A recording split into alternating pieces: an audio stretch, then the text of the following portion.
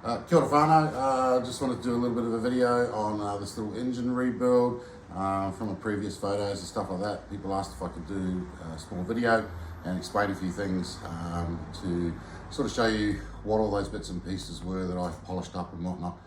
So what they all were was you had your crankshaft, which runs through the centre of the engine. This is actually the heart of your engine, so every time your motor's turning, it's this piece here. And I'll get a shifter and I'll demonstrate how it works. So every time your engine revolves, this thing here is called the crankshaft, and it's got your pistons attached to it, and as I rotate the engine, it's going up and down, and it's taking the pistons and the rods up and down through your engine.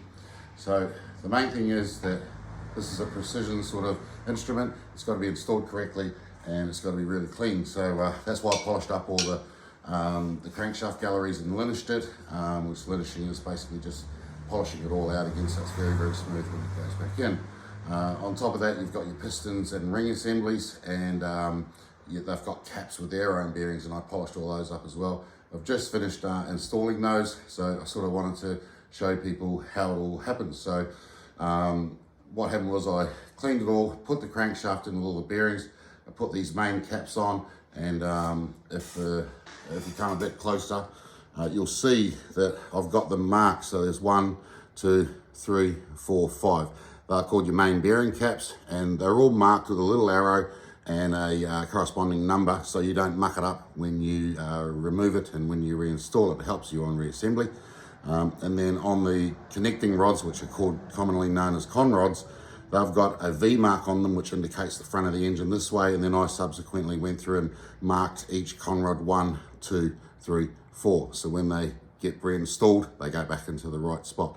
So that is the explanation for that. But I'll show you, I'll flip the motor upside down on my engine stand here. And one of the main things is when you put these things back together, you've got to really lubricate everything very well.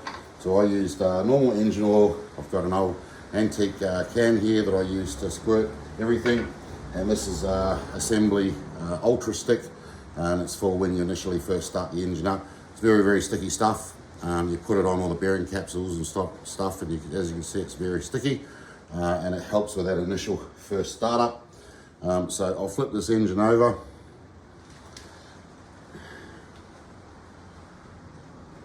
And there you have the top of the engine, which you would normally look down on. I'll just put the locking pin in so it doesn't spin away from me.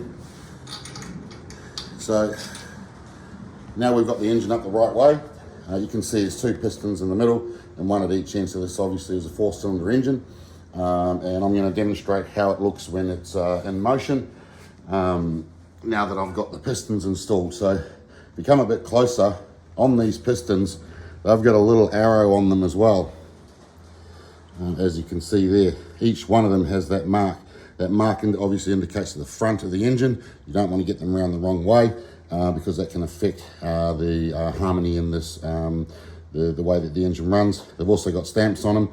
So these are standard pistons and standard rings. If they were oversized, it would have the corresponding numbers there, 0.05, 0.75, 0.10, etc., etc. But this is just a standard little engine. So I've just tried to keep it all pretty standard, and I'll demonstrate what it looks like when the engine actually turns over. So as it's revolving, as you're driving, this is what's happening inside your engine.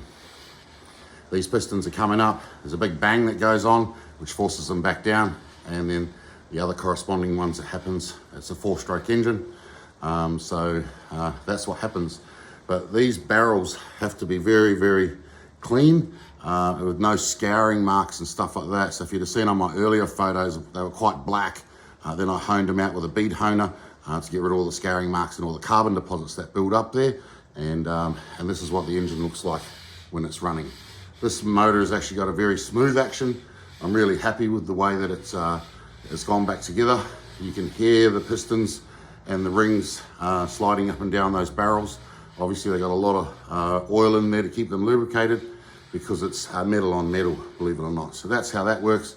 But when the actual engine is running, if you're on your speed, on your rev counter in your engine, if it's saying like 2000 RPM, that means that these pistons going in a cycle of 2,000 revolutions per minute. So up and down 2,000 times, 3,000 RPM, 3,000 times, so on and so forth.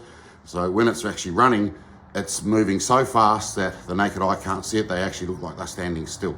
And that's what's developing the power in your engine. So I hope that helps explain a little bit. Obviously, you got to keep everything really clean and very well lubricated on reassembly, so that when you initially fire up the engine, that first startup is critical, that everything's very well lubricated. So I hope that explains some things, and you know, you get the gist of it.